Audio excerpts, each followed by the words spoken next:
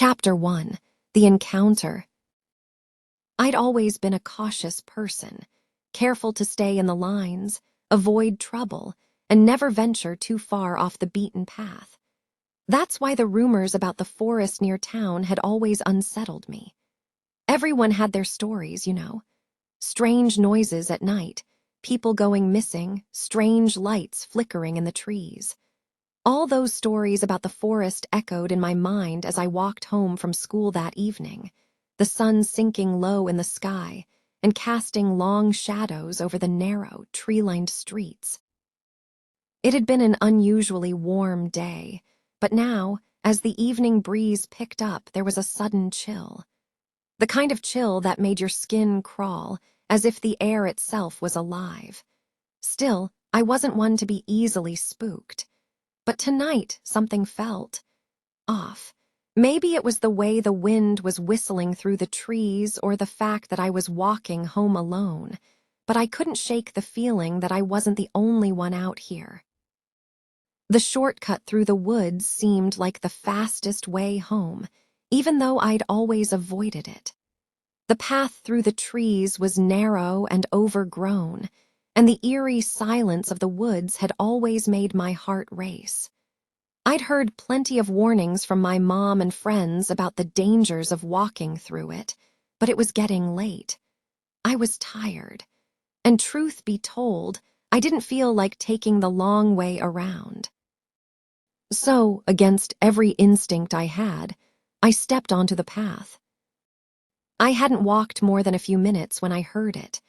A sound, low, guttural, almost like a growl coming from deeper in the forest. I froze.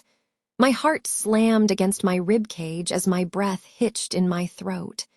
The growl was followed by the sound of something large moving through the underbrush. Something big, something with weight. I stood frozen, barely daring to breathe, my eyes darting around, searching for the source of the sound. The forest was dark, the trees casting thick shadows that stretched across the path, but in the distance, just beyond the reach of the fading light, I could make out something. Or someone. A flash of eyes, yellow, glowing, almost unnatural, cut through the darkness. I stifled a scream, my feet rooted to the spot, my instinct screaming at me to run, to get out of there before whatever it was saw me. But I couldn't move. My body was locked in place, drawn to those glowing eyes, an unexplainable pull keeping me still. Then I saw it. A figure emerged from the shadows, its form large and hulking but not entirely human. The creature was covered in fur, its eyes still glowing as it fixed its gaze on me. Its shape was monstrous, like something straight out of a nightmare. It was a wolf, a massive, terrifying wolf, but there was something different about it. Something intelligent. It stepped closer, its sharp, yellow eyes never leaving mine. My heart pounded, my breath coming faster as fear began to take hold. I wanted to run. I wanted to scream. But I was paralyzed, rooted to the spot, unable to move or look away. Then, without warning, the wolf collapsed in front of me, its body trembling and its breathing ragged. It let out a pained whimper, and I realized with a jolt that the creature was injured, badly. Blood soaked through its fur, and it let out a low whine of distress. I blinked, my mind racing. What was I supposed to do? Should I run for help? But there was no one around. I was alone in the middle of a dark forest, and this thing was in pain. It needed help. Without thinking, my feet moved forward, and I knelt beside the wolf. The moment I touched its fur, a surge of warmth ran through my fingers. The wolf flinched but didn't pull away. I could feel its muscles rippling beneath its fur as it breathed heavily, its body trembling. "What happened to you?" I whispered, more to myself than to it. The creature's eyes met mine again, and I saw a flicker of recognition in them, something almost human. The intensity of the gaze made my chest tighten. I looked around, frantic, trying to think of what I could do. I don't know what to do, but I can't just leave you here. My voice was barely a whisper, as if speaking too loudly would shatter the fragile moment we were sharing. I gently ran my hand along its side, trying to soothe it. The wolf made a low sound, almost a purr, and I could feel the tension in its body begin to ease. I didn't know what came over me, but I knew I couldn't just walk away. I had to do something. Without thinking, I gently moved my hand along its flank, trying to assess the injury. That's when I saw it. A deep, jagged wound along its side, blood oozing from it in slow, painful drops. Okay, I muttered, my voice shaking. I reached into my bag and pulled out my jacket. Carefully, I ripped off a sleeve and tied it around the wound, hoping to stop the bleeding. The wolf whined again, but its eyes softened. It didn't seem to resist, and for a second I could have sworn it trusted me. The next few minutes felt like an eternity, my hands shaking as I tried to help the creature. Its breathing had slowed, but it was still weak. I didn't know how much longer it would last, but I couldn't just leave it. Not like this. Suddenly, there was movement behind me. I turned quickly, heart racing. A figure emerged from the trees, and my breath caught in my throat. The figure was tall, broad-shouldered, with dark hair that fell just below his ears. He stepped toward me, his gaze flickering to the wolf, and then back to me. His eyes were the same shade of glowing yellow. "You shouldn't be here," he said in a low, gravelly voice. I froze. There was something dangerous in his tone, but also something familiar. I couldn't just leave it," I stammered, pointing to the wolf. "It's hurt. I couldn't just—" "You've done enough," the stranger interrupted, kneeling beside the wolf with a graceful ease that made me wonder if he, too, was something other than human. He placed a hand on the wolf's head, and immediately the creature seemed to relax further, its breathing deepening as it succumbed to some unseen comfort. As the wolf settled, the stranger stood up, his gaze locking with mine once again. His eyes flickered for a moment, and then he spoke, his voice softer. "You shouldn't have come into the forest. It's not safe, not for you." I could feel my heart pounding in my chest, the adrenaline from the encounter still coursing through my veins. Who are you?" I asked, my voice barely a whisper. He hesitated before answering, his eyes never leaving mine. "My name is Finn, and you need to leave now." Chapter 2: The Mysterious Stranger. I couldn't shake the feeling that something was off. The whole encounter felt like a dream, too surreal, too impossible to be real. Yet, as I walked home, my jacket clutched tightly around my shoulders, I couldn't erase the image of those glowing yellow eyes, the warmth of the wolf's fur, or the mysterious stranger, Finn. I replayed the conversation over and over in my mind. "You need to leave now." His voice had been commanding, yet there was something in his tone that made me want to listen.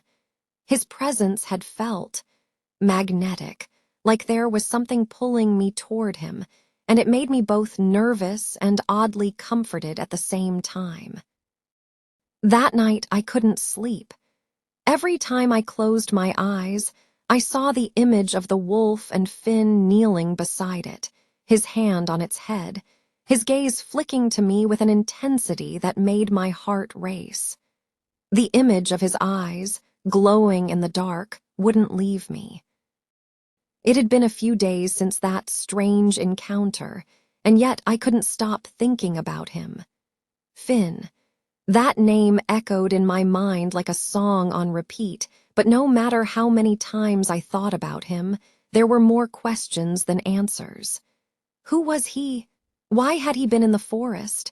And why had the wolf trusted him like that? The next afternoon, I found myself walking home again, my feet carrying me toward the same path through the woods. It wasn't intentional. I had just gotten lost in my thoughts. But as I walked, I noticed something strange. There was a figure in the distance, leaning casually against a tree near the path. At first, I thought it was just another person, someone out for a walk, but then I saw him. It was Finn. He was standing there, arms crossed over his chest, watching me as I approached. His gaze was intense, like he'd been waiting for me, like he'd known I'd come. My heart skipped a beat, and suddenly I felt that same pull again, the one I couldn't explain. It was like gravity drawing me toward him without my consent. I stopped a few feet away, feeling awkward and unsure of what to say. Finn didn't speak right away, but the silence wasn't uncomfortable. It was just heavy, like he was waiting for something, but I had no idea what. "Hey," I said, my voice coming out way too soft. "I didn't expect to see you here." Finn tilted his head slightly, his lips curling up into a faint smile that didn't quite reach his eyes. "I figured you might. I was hoping we could talk." I swallowed hard, suddenly feeling nervous. Talk? About what? The wolf? The forest? I was still trying to wrap my head around everything that had happened. About what? He pushed off the tree and started walking slowly toward me. As he approached, I couldn't help but notice how graceful he was. It wasn't just the way he moved. There was something almost predatory in his steps, like he was more animal than human. Yet there was something undeniably human about the way he looked at me, too, like he was seeing right through me. "You're curious, aren't you?" His voice was low, almost like a whisper, but it sent a shiver down my spine. I wasn't sure how to answer. The truth was I was curious, but I wasn't sure if I should be. I don't know what to think about all this. The wolf, you, everything. Finn nodded, his eyes narrowing slightly, as if he'd been expecting this response. "You're not the first person to be confused by this. It's a lot to take in." He stopped in front of me, his gaze never leaving mine. "I told you to stay away from the forest because it's dangerous. You have no idea what kind of things are out there." I frowned. "Like what? Wolves, I don't." "No," he interrupted, his voice suddenly sharper. "Not just wolves, things that aren't human." He paused, looking at me carefully as if measuring my reaction. "Things that you don't want to get involved with." I felt a knot form in my stomach. "What are you talking about?" My voice wavered, but I forced myself to keep it steady. "What aren't human?" Finn let out a breath, glancing up at the sky, his expression conflicted. "You're not ready for that answer yet, but I'll tell you this. Whatever you think you know about the world, about what's real, you're wrong." I blinked. His words hung in the air, and for a moment I wondered if I was losing my mind. "This is insane. Werewolves, monsters, that's not real." "You think I'm lying." His voice was low, and there was a quiet challenge in it that made me hesitate. I hesitated, my mind racing. "No, but it's just hard to believe. You've got to admit that." Finn took a step closer to me, his presence suddenly overwhelming. He wasn't touching me, but it felt like he was. "I know. It's hard to believe that a normal person like you could just stumble into our world. But that's what happened. You saved him." I stared at him. "Saved who?" The wolf, the one you found in the forest, he's not just a wolf. Finn's voice was steady, like he was explaining something simple, but his words hit me like a punch to the gut. I blinked, trying to wrap my mind around what he was saying. You're saying that was a werewolf? Finn's gaze softened just slightly. Yes. I took a step back, shaking my head. This is insane. I don't even know what to believe anymore. You don't have to believe me. He took another step forward, closing the distance between us. But you're already in this. You've already met him and now you're involved, whether you like it or not. I opened my mouth to argue, but I didn't know what to say. He was right. I had already saved a werewolf, and I had already met Finn. But what did that mean for me? He looked at me, and for a brief moment I saw something flicker in his eyes, something unreadable but deep. A longing, a warning. Just stay away from the forest. And from me, he said, his voice low, but there was a crack in it, as if he didn't really want to push me away. But I didn't understand why he would say that, especially when his eyes were filled with something deeper, something that made my heart race. I didn't know what to say. Why? The word slipped from my lips before I could stop it. He sighed, a mix of frustration and sadness crossing his face. Because it's too dangerous. For you.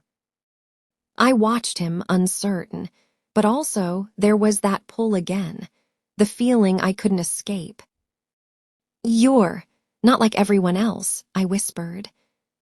He nodded slowly, his expression unreadable. No, I'm not. Chapter 3. The Connection. The days following my strange encounter with Finn were like a blur. Every time I tried to focus on something, school, my friends, even the simplest tasks, I couldn't shake the feeling that something in my life had shifted.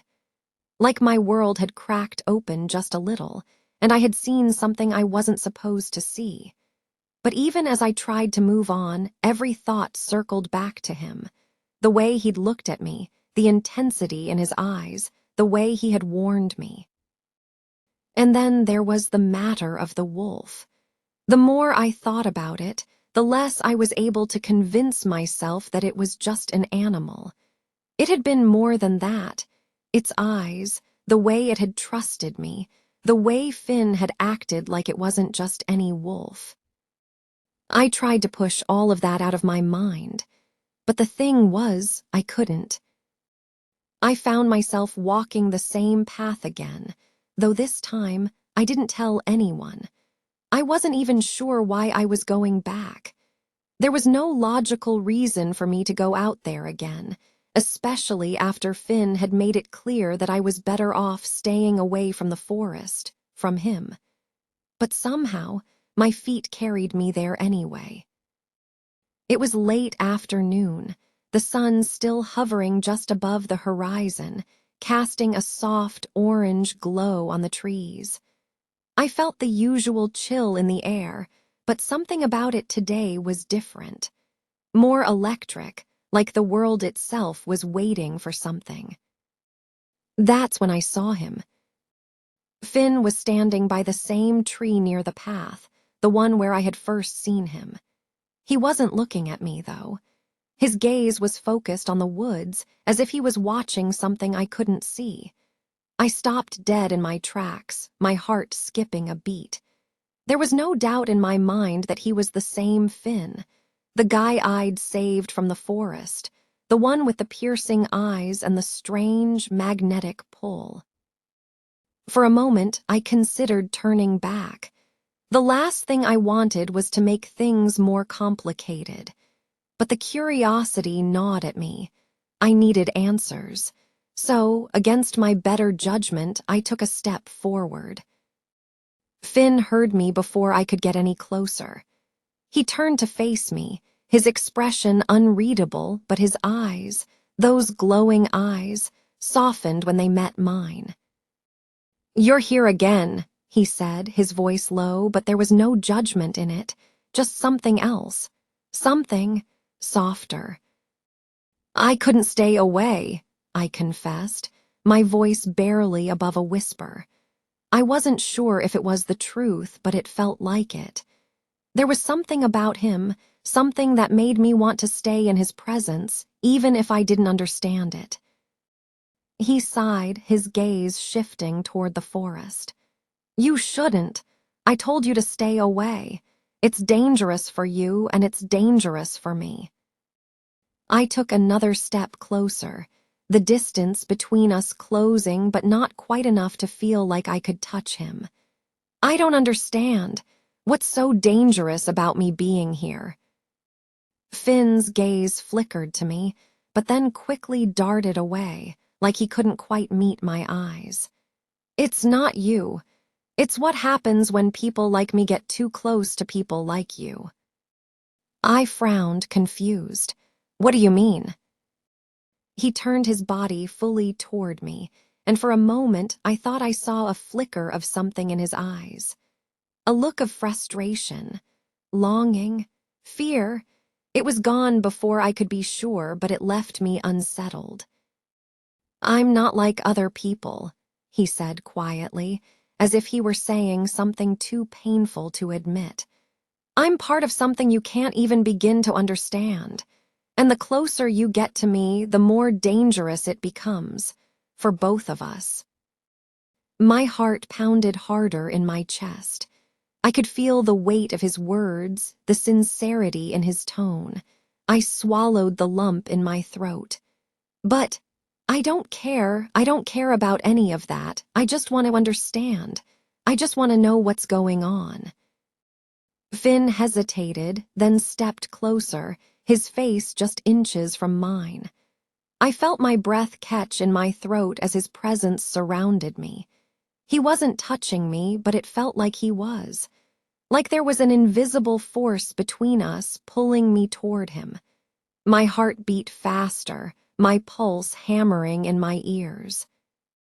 He stared at me for a moment, as if deciding whether to speak. "I told you I'm not like other people. I'm not human, not fully. I'm a werewolf." I blinked, unsure if I'd heard him right. The word echoed in my mind, bouncing off the walls of my thoughts. Werewolf. "No, that's—" I stammered, shaking my head, trying to make sense of his words. "That's not possible." "I'm not asking you to believe it right away." Finn took another step forward, his face serious now, as if every word mattered. "But what I'm saying is true. I'm a werewolf, and that makes me dangerous. Not just to you, but to the people around me. I can't let anyone get too close to me." "But I started, but he cut me off. "You're already closer than anyone should be," he said softly, his voice almost a whisper. "And that scares me more than anything." I stood there speechless. The idea that this boy, this stranger I had met in the forest, the one whose eyes glowed like the moonlight, was a werewolf was impossible. Yet everything about him seemed to scream the truth. The way he moved, the way his eyes lit up in the dark, the way he'd saved the wolf. I could feel the pull between us, stronger now, more undeniable. I didn't know what to say. I wanted to scream, to run, to deny it all, but the words got stuck in my throat. I wanted to ask him how, why, but I didn't want to know. I was too afraid to know. But I couldn't stop myself from asking the one question that had been gnawing at me since that night. "Why me?" I whispered, my voice barely audible. "Why are you? Why are you telling me all of this?" Finn didn't answer immediately. Instead, he reached out, his fingers brushing lightly against my hand. The contact was brief, but it sent a shockwave through me. It was like an electric current running through my skin, igniting something deep inside me. The connection between us flared up, stronger than ever. I told you before, he said, his voice low. You saved him, the wolf, and because of that you're connected to me, connected to this world, and now I'm connected to you. I blinked, his words settling over me like a heavy weight. Connected to a werewolf, to him. And somehow, that felt like the most terrifying and thrilling thing in the world. Chapter 4, The First Full Moon. The air felt thick that evening, like the world itself was holding its breath. The sun was beginning to set, casting long shadows over the woods, and my nerves were stretched thin. I hadn't planned on going back to the forest so soon, but Finn's warning from the other day echoed in my mind, making me feel uneasy. He had told me to stay away, but something inside me, some force I couldn't explain, pulled me back to him.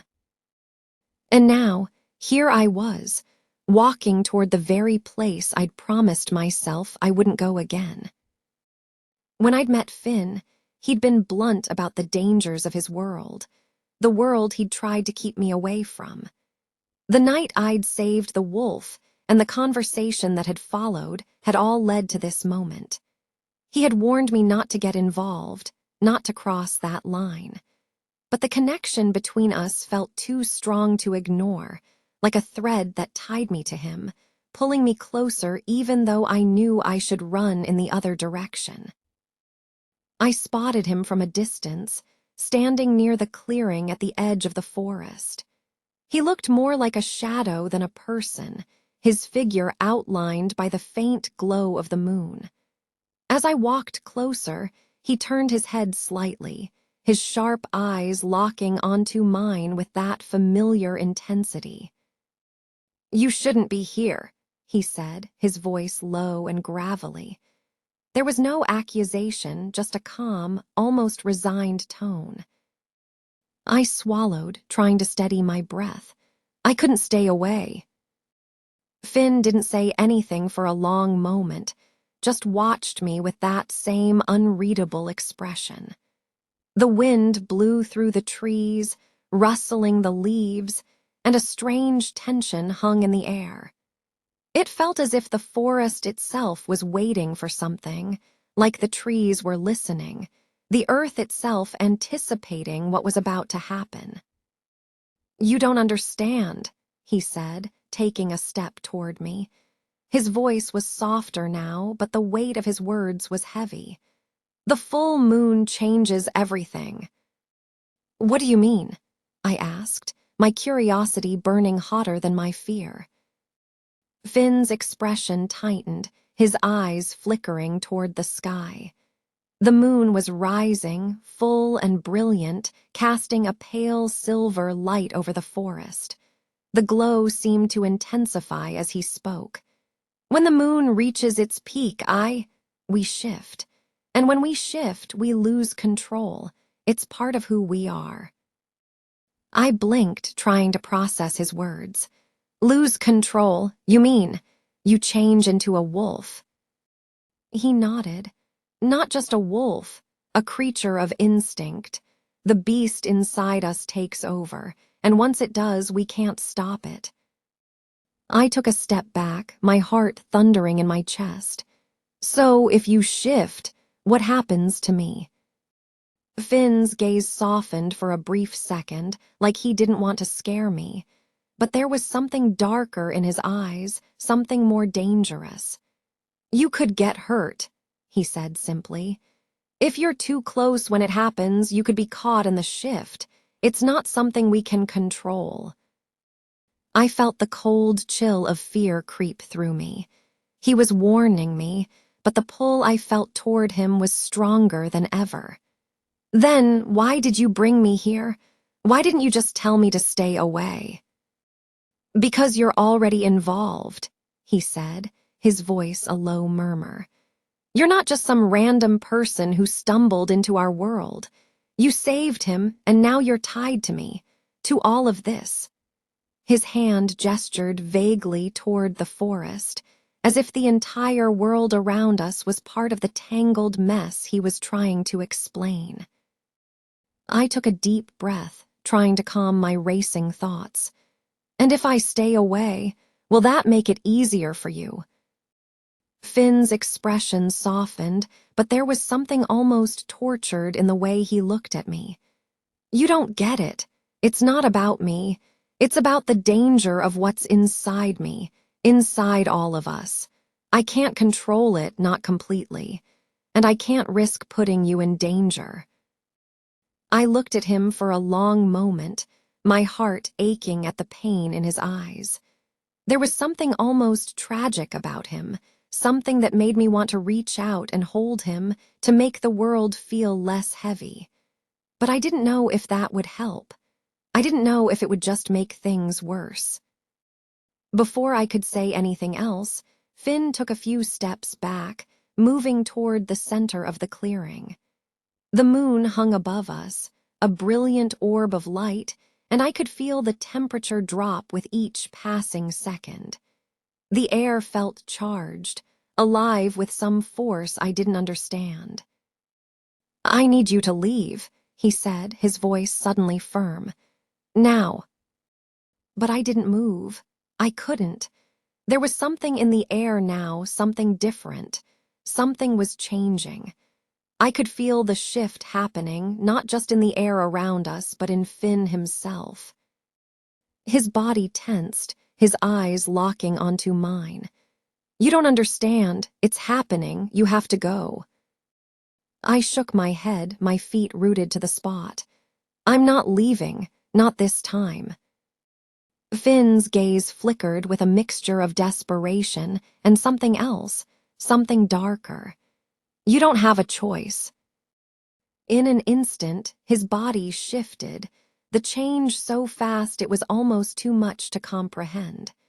His muscles rippled and contorted, his bones cracking in the most unnatural way. I gasped, my heart racing, as I watched him transform before my eyes. It was painful to watch. His body seemed to stretch, elongating, his skin rippling and shifting as fur sprouted from his arms and legs. He growled, a low, guttural sound that made my heart skip a beat before the full transformation was complete.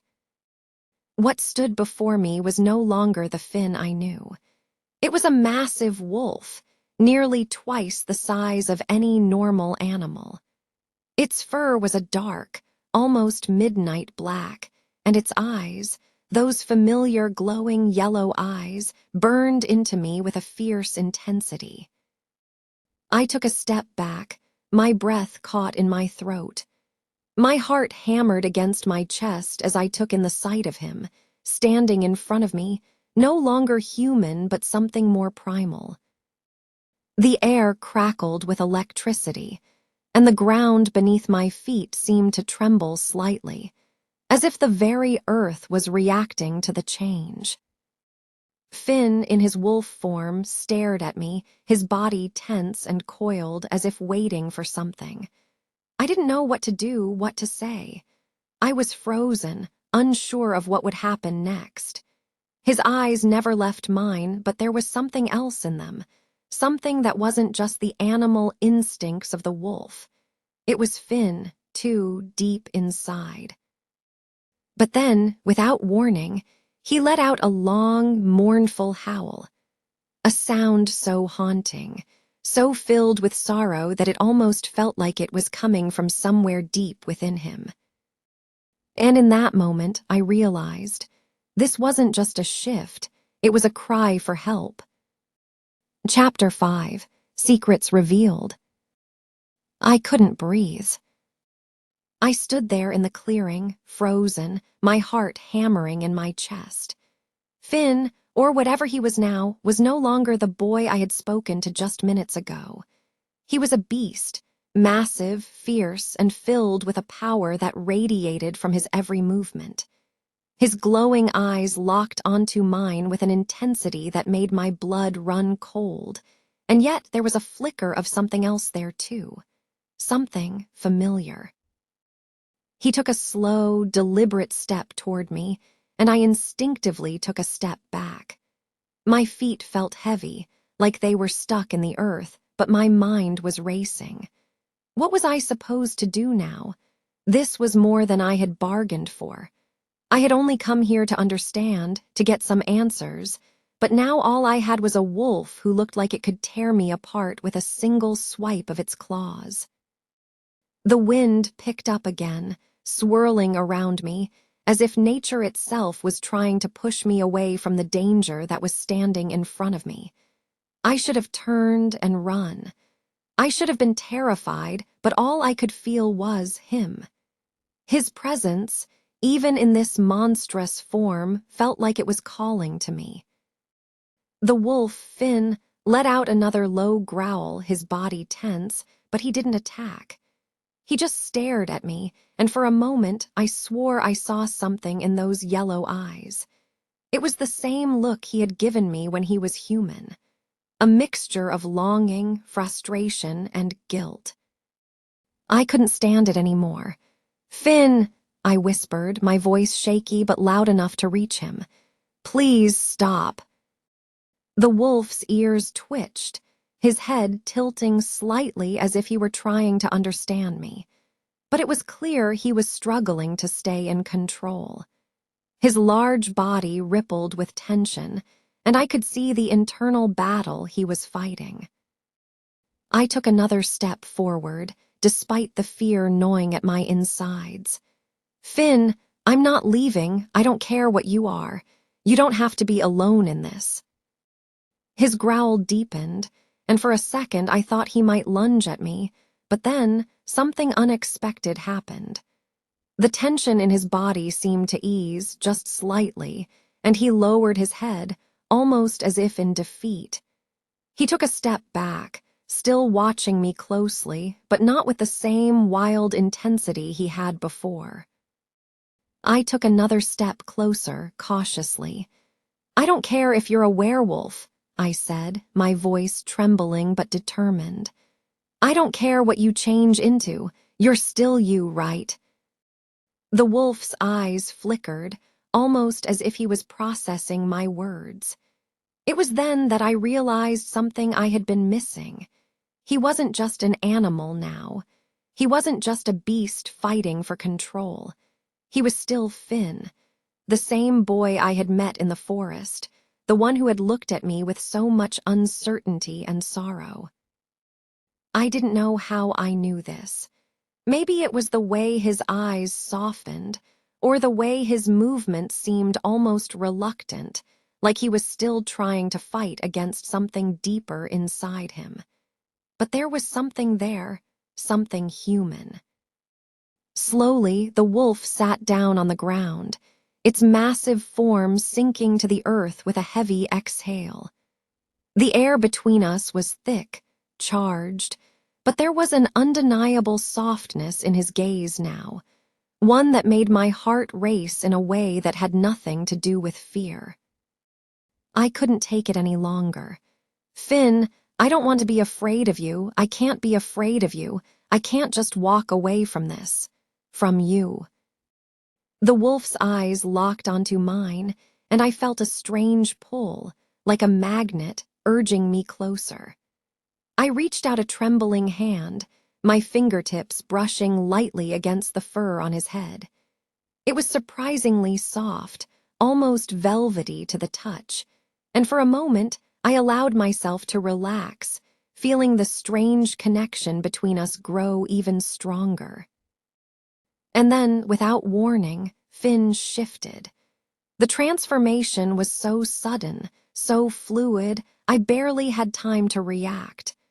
One moment, the wolf was sitting in front of me, and the next, the creature had melted away, his massive body collapsing into a human form in the blink of an eye. I gasped, taking a step back as I watched Finn stand there, his chest heaving, his eyes still glowing faintly. His clothes were shredded from the shift, his body bare and lithe, but there was no mistaking who he was. The boy I had been drawn to, the one whose eyes had haunted my thoughts for days, was standing in front of me, his form human again, though not quite the same. His skin was covered in a fine layer of sweat, and his body was tense, like he was struggling to regain control. His hair was wild, his face flushed, and the glow in his eyes dimmed slowly, like the moon retreating behind the clouds. I stared at him, breathless, my heart pounding in my chest. He looked so vulnerable in that moment, like he was trapped between two worlds. And I realized more than anything that he wasn't the monster I had feared. He was just as much a victim of this curse as I was. "Are you okay?" I asked, my voice barely a whisper, but it seemed to echo in the charged silence around us. Finn's gaze flickered to me, and for a brief moment I saw the boy I had met in the forest, the boy who had warned me, the boy who had tried to protect me. His face softened, his lips parting slightly as if he were about to speak, but then he closed his mouth as if the words were too hard to say. "I'm sorry," he said, his voice hoarse. "I never wanted this to happen, to you, to anyone." "Finn," I took a step forward, my hand still outstretched, but I didn't reach him just yet. I needed him to know, needed him to understand, that I wasn't afraid anymore. I didn't care what he was. I didn't care about the curse that had made him this way. "I'm not scared of you," I said softly, my voice steady despite the storm in my chest. "I'm not going anywhere." Finn's eyes searched mine for a long moment, as if looking for any trace of doubt. He was so much more than just a werewolf. He was someone who had been carrying this weight alone, and now I was here. I was standing here, willing to share that burden, willing to help him carry it, even if I didn't know how. Finally, after what felt like an eternity, he stepped forward, closing the distance between us. His eyes softened as he looked down at me, a small sigh escaping his lips. "You don't understand what you're getting into," he said, but his voice lacked the conviction it once had. "This world, it's not safe. For you, for me." "I don't care," I said, stepping closer. "I can handle it. You don't have to do this alone anymore." Finn's eyes searched mine again, and I could feel the weight of his uncertainty pressing down on him. But I wasn't about to back down. Not now. And when he finally spoke, his voice was barely more than a whisper.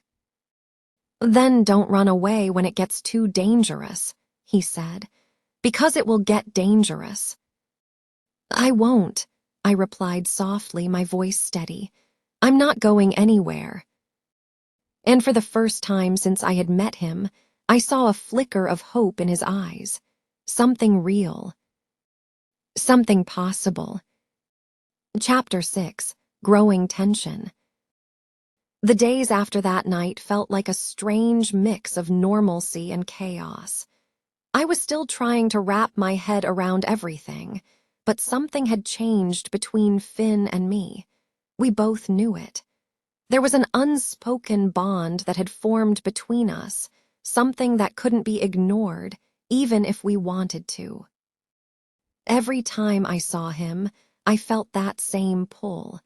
He had become more than just a mysterious figure in the forest. He was someone I cared about, someone I couldn't let go. But the more I got to know him, the more I realized how dangerous that connection could be. I couldn't ignore the warnings he had given me. He was a werewolf, and the world he lived in wasn't one I could simply walk into without consequences.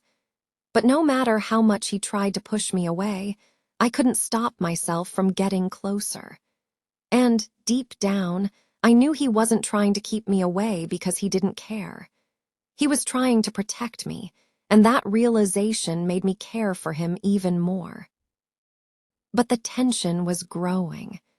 Between us, between the pack, and between the forces in Finn's world that I still didn't understand. One afternoon, a week after the full moon, I decided to meet Finn at the edge of the forest again. It had become a routine of sorts. I couldn't stay away, and he had started to let me into his world little by little, even though every time I saw him, I knew more and more about the danger he was constantly facing.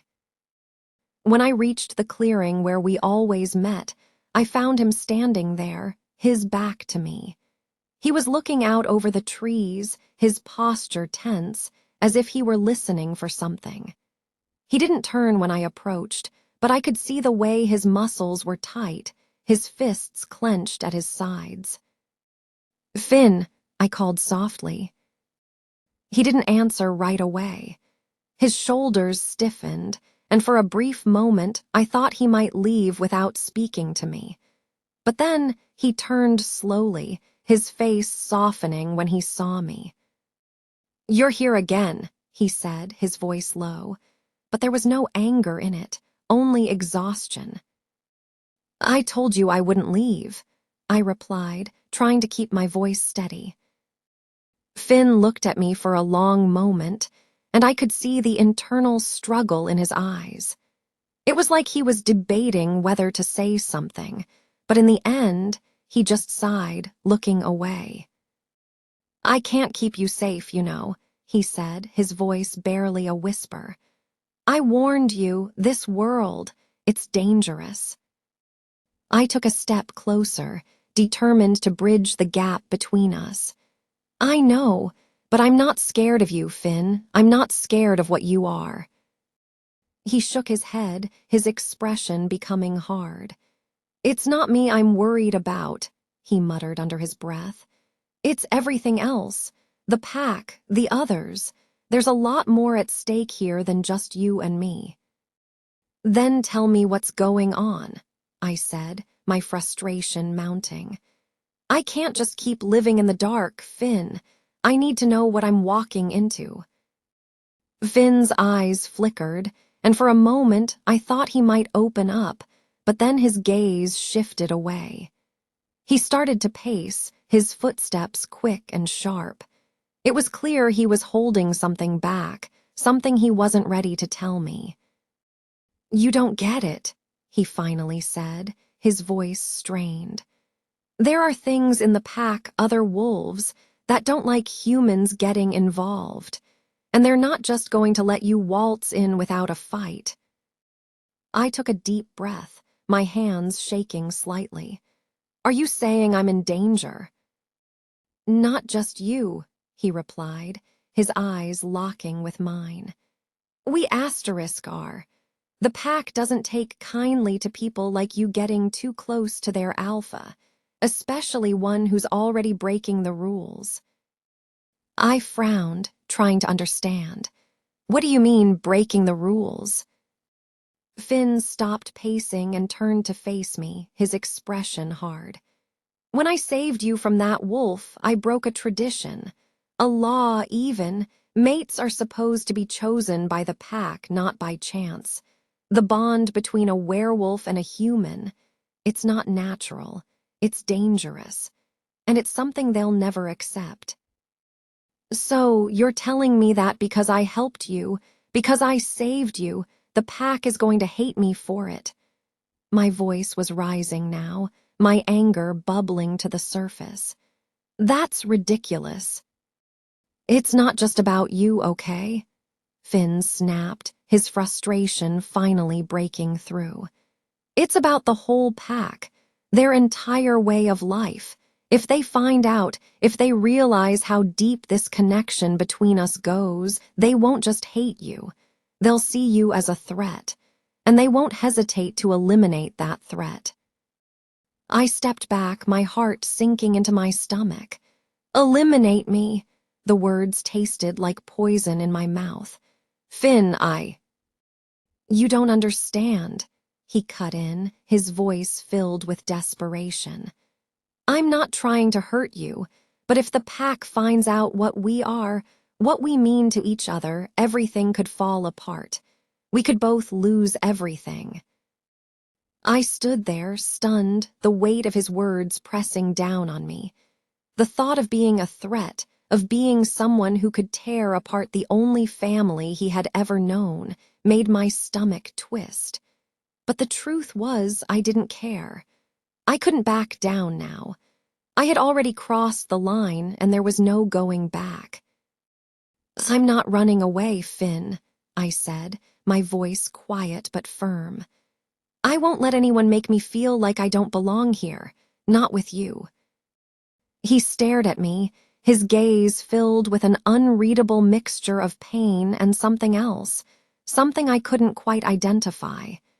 "You should," he whispered, his voice barely audible. "But I can't make that decision for you." I took a deep breath, my resolve hardening. "You don't have to. I've made up my mind."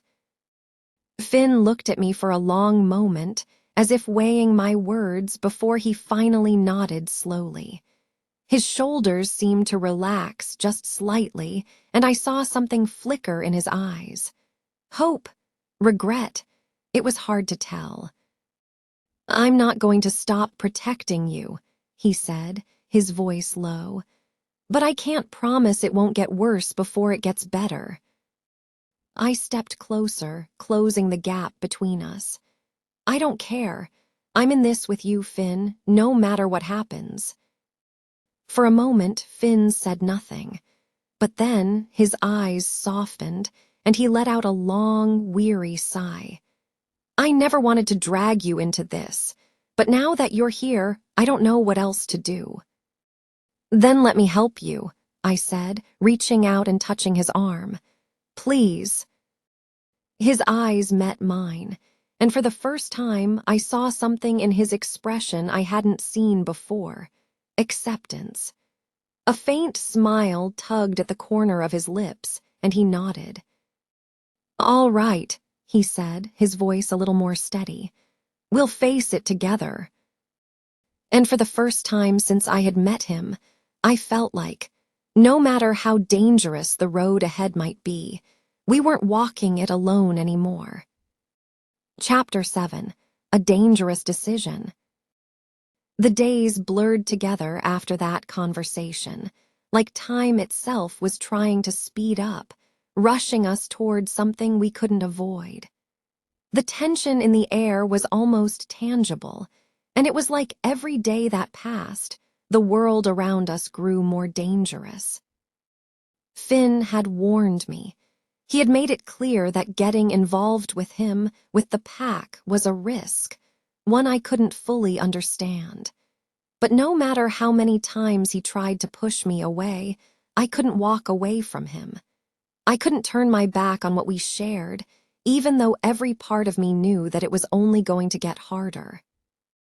I had been following him into the woods more frequently now, as if the forest was the only place we could truly be ourselves, away from the prying eyes of the pack and the world. And each time, the connection between us deepened. But it wasn't just the bond between us growing stronger, it was the danger too. I could feel it, the weight of it settling around us, like a storm waiting to break. It was that night, under the glow of a half-moon, that I found myself standing with Finn in the clearing again, the air thick with unease. He had been distant all day, lost in his thoughts, and I could feel the distance between us widening, even though we were standing mere feet apart. "What's going on?" I asked quietly, breaking the silence that had stretched on for too long. "You've been acting like something's wrong." Finn didn't meet my eyes. Instead, he was staring at the ground, his hands clenched tightly at his sides. His body was rigid, tense. Something was happening, something I didn't understand. "I've been thinking," he began, his voice low, almost hesitant, "about what you said, about staying with me, about what it means for you." I frowned, stepping closer, and he glanced at me, his eyes flickering with something I couldn't read. I'm trying to protect you from everything, from them, from me. I felt my heart twist at his words, and I reached out to touch his arm. Finn, I don't need protection. I'm not going anywhere. His eyes snapped to mine, and there was a flicker of frustration in his gaze. You don't get it, he snapped, the words harsh. This isn't just about me or you or what we want. There are things happening right now that you have no idea about, things that go way beyond you and me. I took a step back, trying to process his words. What do you mean? What's happening? What's going on, Finn? He ran a hand through his hair, clearly struggling with something deep inside. The pack, they're restless, and the longer you stay here, the more likely it is that they'll find out about us. And when they do, it won't just be me they come after. It'll be you too. I shook my head, trying to push past the fear creeping into my mind. I'm not afraid of them, Finn. I can handle it. I'm not afraid of you. Finn's face softened, but there was still an edge of worry in his eyes. It's not about being afraid. It's about survival. I swallowed hard. So, what are you saying? That I have to leave? He didn't answer right away, but the look on his face was enough. I'm telling you to make a choice, he said softly. Because if you stay, you're not just choosing me. You're choosing a life of danger, of uncertainty, a life that could get us both killed. My heart twisted at the thought of leaving him, of walking away from everything that had felt so real between us. But I could feel the weight of his words. He was right. No matter how badly I wanted to stay, no matter how strong our connection was, the risks were real. And if the pack found out, I could be a target. And I knew Finn would do everything he could to protect me, no matter the cost. But I couldn't let him push me away. Not like this. I don't want to leave, I said, my voice steady despite the fear settling in my chest. I won't leave you. I'm not going anywhere. Finn took a deep breath, his eyes filled with a mixture of sadness and something deeper. Regret. Maybe it was love, but there was also fear there. Fear of losing me, of dragging me into a world where I could get hurt. And I knew that fear wasn't just his, it was mine too. He reached for me then, his hands trembling slightly as they cupped my face, his thumb brushing over my cheek. You don't know what you're asking for, he whispered, his voice raw. You're willing to risk everything for me. I nodded, feeling the weight of the decision settle in my chest. Yes, I'm willing to risk everything. For you, for us.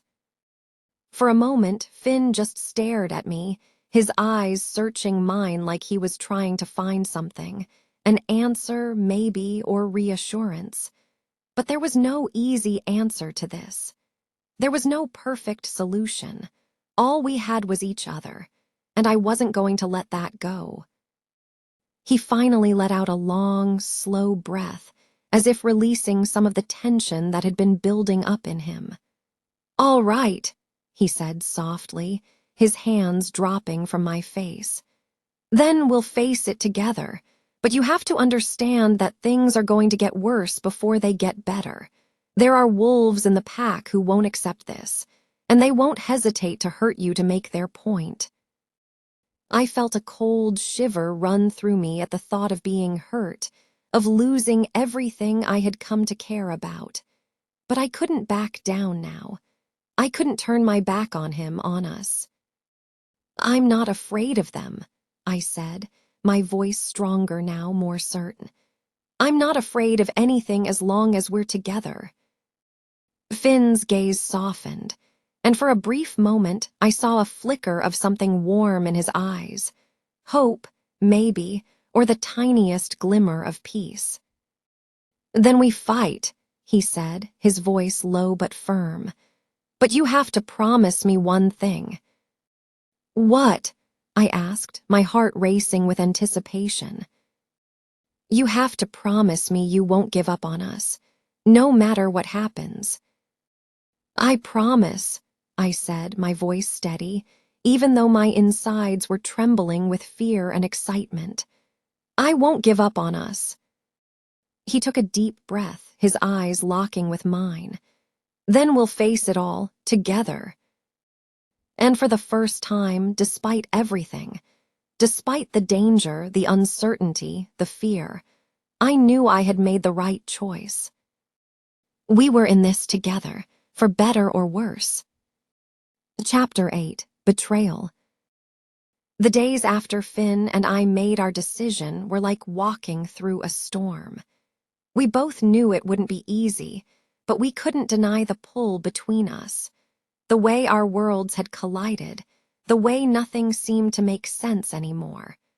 But as much as we wanted to hold onto this newfound bond, something bigger than us was always lurking in the shadows. It was the night after we had promised to fight together that things started to change. The pack's presence had become heavier. The quiet mutterings and looks from the other wolves when they passed by were no longer subtle. They were full of hostility. It wasn't just the usual caution of a wolf pack with an outsider, like me. There was something darker in their eyes, something that made my stomach turn. Finn had been distant again, more withdrawn, though he was doing his best to hide it. I could see the way he moved, like he was waiting for something to happen. I'd been trying to reach him, to connect with him, but every time I got close, it felt like there was something pulling him away. And then, one evening, it happened. We were in the clearing, as usual, but this time it was different.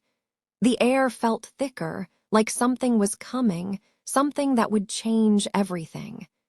Finn had his back turned to me, pacing in the center of the clearing as his hands clenched into fists.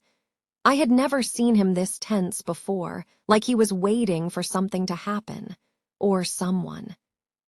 "What's going on?" I asked, stepping forward, my voice filled with concern. "You've been acting like something's wrong. Talk to me." Finn froze, his shoulders tensing. He didn't turn around right away. It was as if he was debating whether to tell me. I could feel the distance between us growing, and it made my chest tighten. "Something's happening," he finally said, his voice low, the weight of the words hanging in the air. "The pack, they're getting restless. They're not happy about us, about you." I felt a chill run down my spine. I had known this was coming, but hearing Finn say it out loud made it feel real. It wasn't just an uncomfortable tension anymore. It was turning into something more dangerous. "I knew this was coming," I said quietly, stepping closer. "They're not going to accept me, are they?" Finn shook his head, his jaw clenching. "It's not just that. Some of them are ready to do something about it. They've been talking, whispering, and I think they've decided you've become a threat." "A threat," I repeated, confused. "What do you mean?"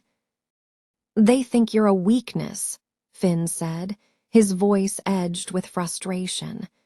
"That you're getting too close to me, that your presence is causing chaos in the pack."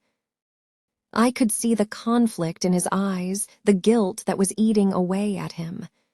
"I'm not causing chaos," I said quickly. "I'm just here. I'm not trying to hurt anyone. I just want to be with you." "I know," Finn whispered, but his voice carried an edge of helplessness. "But it doesn't matter, not to them, and they're getting desperate. They'll do anything to protect their position, to maintain control of the pack." I took a step back, my mind spinning. "So what now? What do we do?" Finn didn't answer right away. He took a deep breath and looked at me, his eyes dark with concern.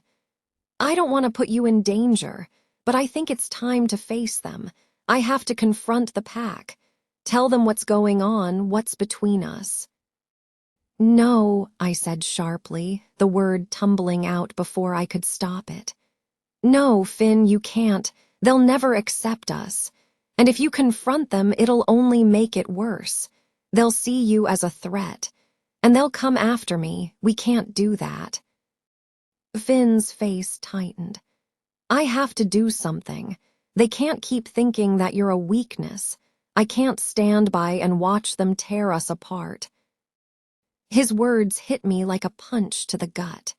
The idea of Finn confronting the pack, of him putting himself on the line for me, scared me more than I was willing to admit.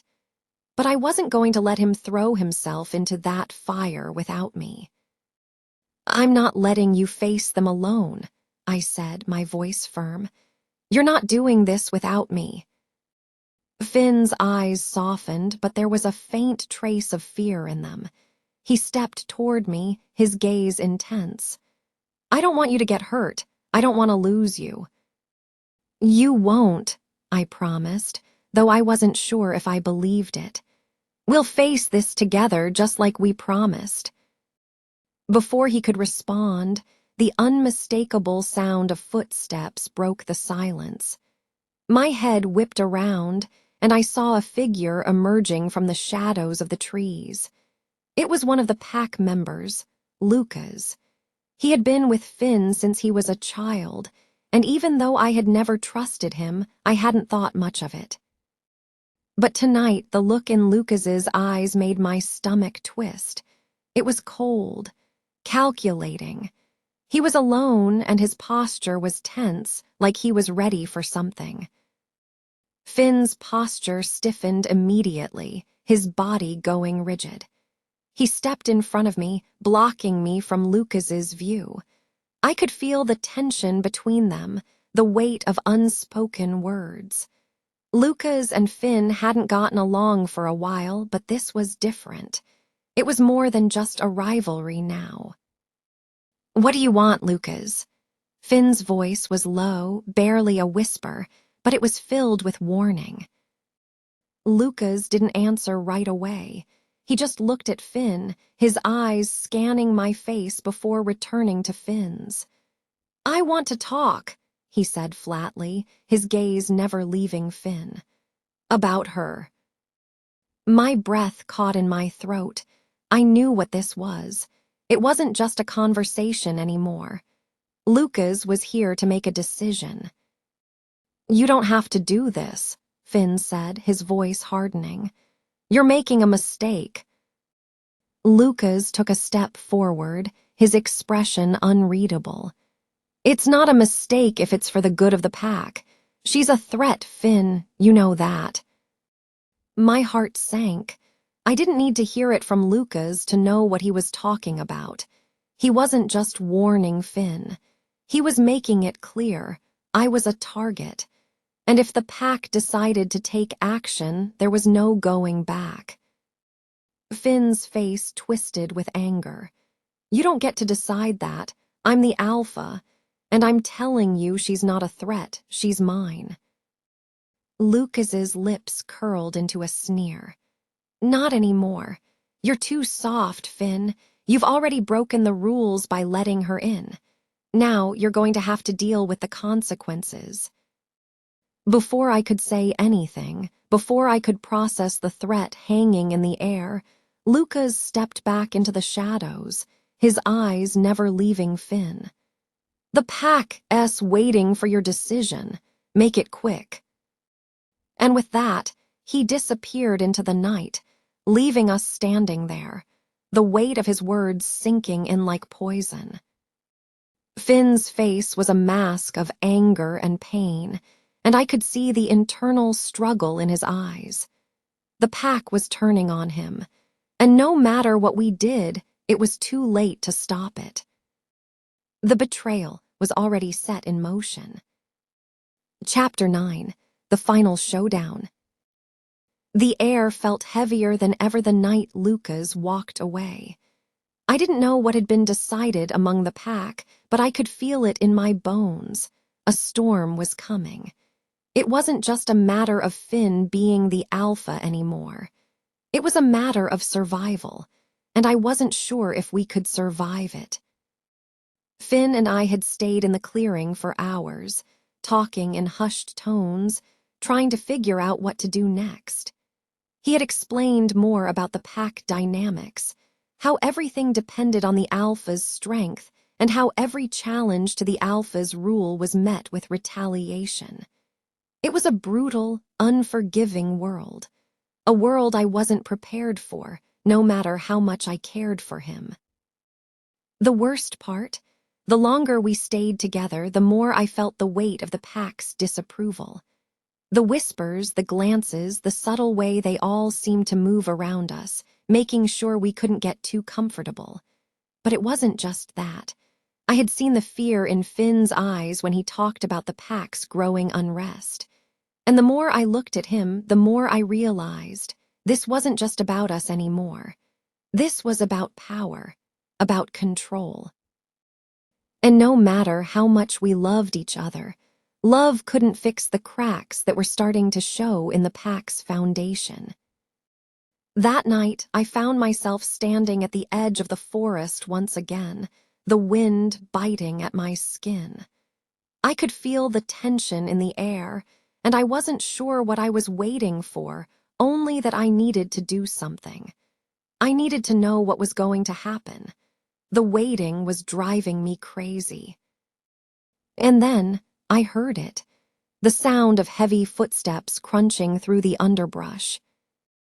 I turned, my heart racing, and saw Finn walking toward me, his face set in determination. His eyes were no longer soft, no longer full of that quiet sadness. There was something else there now, something I hadn't seen in him before. The alpha was waking up inside him. "Finn!" I called out, stepping toward him, my heart in my throat. He didn't stop walking. Instead, he moved toward me with purpose, his gaze focused, intense. When he reached me, he stopped, but he didn't look at me at first. He kept his eyes on the shadows beyond the trees, as though waiting for something, waiting for someone. "They're coming," Finn said, his voice low, a growl underlying the words. "The pack is coming. I'm going to confront them. I'm going to take control again, once and for all." I felt a chill run through me at the certainty in his voice. But I wasn't scared of him. I was scared for him. "No, Finn," I said, reaching for him. "You don't have to do this. You don't have to fight them. We can figure something out. We'll leave, we'll go far away, just you and me. We can start fresh where no one knows who we are." He looked at me then, his expression unreadable. "And what happens when the pack follows us? What happens when they come after you, after me, wherever we go? No, I won't run, not anymore. I'm the alpha. I have to show them that."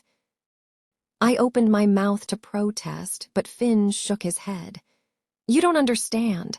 I've been running from this my entire life, from my responsibilities, from what it means to be the alpha. But now—" His voice softened, the tension draining from him for just a moment.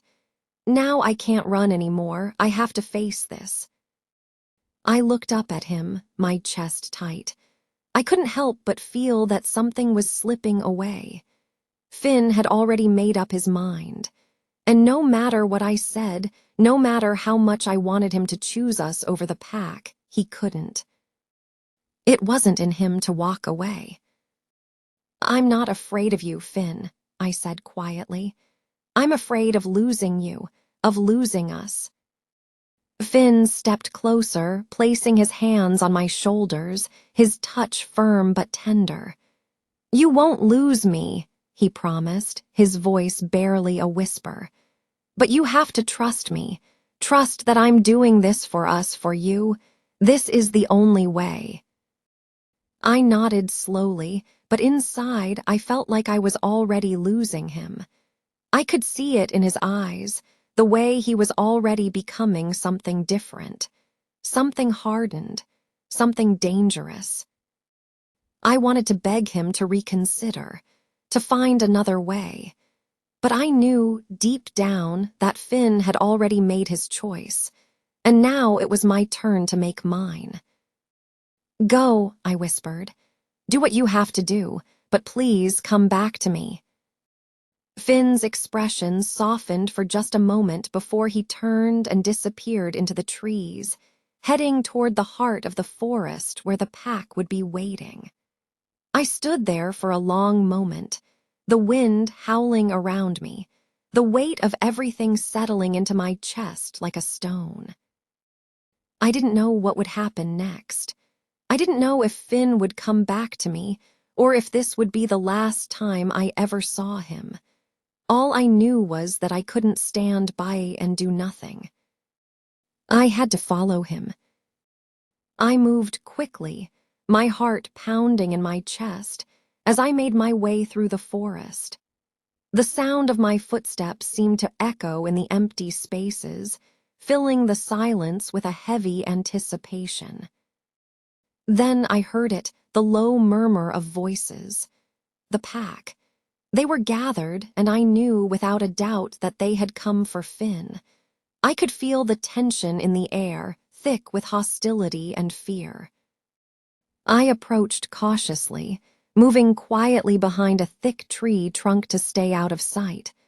What I saw made my heart skip a beat.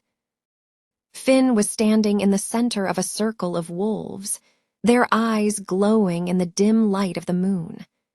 Lucas stood off to the side, his arms crossed, watching Finn with a smirk that made my blood boil. "You've come to challenge me, haven't you?" Finn said, his voice steady but laced with anger. "You think you can take my place? You think you can lead the pack better than I can?" Lucas's smirk widened. "I don't think it. I no asterisk it," he said, his voice dripping with contempt. "You've been weak, Finn. You've let this human get in the way of everything. This ends tonight." I stepped forward, my heart pounding in my ears. "Finn, don't do this," I cried out, my voice cracking with fear. The wolves turned to look at me, and I saw the flash of their eyes, some filled with anger, some filled with hunger. But Finn's gaze never left mine. He looked at me with something I couldn't quite place. Regret? Sadness? "Get out of here," Finn said, his voice sharp. "This isn't your fight." But it was too late. The pack had made their move, and there was no turning back now. Chapter 10. A New Beginning. The tension in the air was thick. It was as if the forest itself had stopped breathing, waiting for what would come next. The wolves, each one more dangerous than the last, were circling, their eyes flickering with both anger and uncertainty. I could hear my heart pounding in my chest, the adrenaline coursing through my veins, but it wasn't enough to drown out the fear that had settled deep inside me. I didn't know how I had gotten here. One moment, I had been standing at the edge of the clearing, watching Finn walk toward his destiny, and the next, I was right in the middle of the storm he had tried so hard to shield me from. I wasn't ready for this. I wasn't ready to fight his pack, but I couldn't just stand there and watch it all fall apart, not when everything was on the line. "Get away from him," I shouted, my voice shaking but filled with defiance. The pack looked at me, a mix of confusion and contempt on their faces. Finn stood tall, his body tense, his fists clenched by his sides, but his gaze was locked on me. His eyes, those familiar yellow eyes, burned with something that I couldn't understand. Regret, guilt, but there was something else too, something I hadn't seen in him before. Strength. "You shouldn't be here." Finn's voice was low, but there was no mistaking the pain in it. He didn't want me involved in this. He never had. And yet, here I was, standing in front of the pack, not backing down. "I'm not going anywhere," I said, my voice trembling but steady. "I'm with you, no matter what happens." The pack muttered among themselves, the air growing heavier with every passing second. And then Lucas stepped forward, his face twisted in a cruel smirk. "You're still so naive, Finn," Lucas said, his voice full of mockery. "You let a human into our world. You let her decide how things should go. And now you're letting her jeopardize everything we've built." I felt the weight of his words hit me like a slap in the face, but I didn't flinch. I wouldn't give him the satisfaction. Finn had been a leader. His strength had kept the pack together for so long. I wouldn't let them tear him down. "I didn't let anyone jeopardize anything," Finn said, his voice suddenly hard and cold. "I did what I felt was right, and if that means standing with her asterisk, if that means doing what I believe is best for the pack, then so be it." Luca's smirk faltered for a moment, and I saw something flicker in his eyes. It wasn't fear. It was something more dangerous, desperation. He didn't like losing control. He didn't like that Finn was standing here, defying him, and worse yet, standing by my side. "Is this what you want, Finn?" Lucas challenged. "To lead a pack divided, to tear us apart over a human?" "I never asked for this," Finn shot back, his voice full of frustration and fury. "But I'm not running away anymore. If you think I'll let you tear apart what I've built for the sake of a power grab, then you're wrong." The wolves around us were restless, growling and shifting, each of them silently weighing their options. I could feel the danger thickening, the raw power of the pack lashing out like a tide ready to crash. Finn was ready. He was done being weak, being passive. The wolf inside him, his true self, was coming to the surface. And no matter how badly I wanted to pull him away to make it stop, I knew that this was his fight to win. I stepped closer to him, standing beside him, feeling the heat of his presence. I couldn't fight for him. I couldn't shift like he could. But I could stand with him. I could be his strength when he needed it most. "I'm not leaving," I said again, looking up at him, my eyes filled with the conviction I didn't even realize I had until now. Finn glanced at me, his expression softening just slightly. And then, with a deep breath, he turned back to face Lucas and the pack. "I will not fight you for the pack," Finn said, his voice like steel. "But I will fight for my right to lead it. I will fight for my pack. I will fight for her asterisk. And if that means a challenge, so be it." The air was silent for a long moment. The pack stood still, watching, waiting for the inevitable. And then Lucas stepped forward, his expression hardening. "You really think you can stand against me, Finn?" Lucas snarled. "You're weak, you always have been." Finn didn't flinch. He stepped forward, his posture shifting, and in that moment I saw the full force of his power. The alpha inside him was awake, and the pack could feel it too. It was like the entire clearing vibrated with his energy, with his resolve.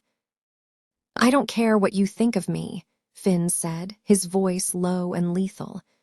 "I am your alpha, whether you like it or not." Without warning, Finn lunged at Lucas, the fight erupting in an explosion of motion. The pack snarled, some of them jumping in while others hesitated, uncertain of which side to take. The wolves clashed, their movements fast and brutal. But through it all, Finn and Lucas were locked in a vicious struggle, each one determined to take control. I watched in horror, feeling like I couldn't breathe, but I refused to move. I refused to let fear control me. Finn had chosen this path, and I would follow him no matter where it led. But then, just as quickly as the fight had started, it stopped. Lucas lay on the ground, his face bruised, his body sprawled in defeat. Finn stood over him, breathing heavily, his muscles tense as he stared down at his rival. The pack was silent, waiting for the final verdict. Finn looked back at me, his eyes meeting mine with a mixture of relief and something else I couldn't place. And then he turned back to the pack, his voice cold and commanding. "This is my pack, and I am the alpha. If any of you question that again, you'll answer to me." The pack remained still, but there was a shift in the air. The tension that had been so thick a moment before seemed to dissipate. Some of the wolves lowered their heads in submission, while others turned and walked away, unwilling to challenge him further. It wasn't over, not fully. There would be more challenges, more tests. But for now, Finn had secured his place as the alpha again, and I knew in that moment that he had won. The fight wasn't just about power or control. It had been about proving that Finn was strong enough, not just to lead, but to protect the ones he loved, to protect me. I walked toward him, slowly at first, unsure of what would come next. But when Finn turned to face me, his eyes softening as he saw me approach, I knew. I knew that whatever came next, we would face it together. Finn's hand reached for mine, his fingers curling around mine with a firm grip. "We did it," he whispered, his voice rough with exhaustion. "We're still here." I squeezed his hand, feeling the warmth of it flood through me, and I smiled. "We're still here," I repeated softly. And for the first time in a long time, I felt like maybe, just maybe, this was only the beginning of something new, something stronger. A new beginning.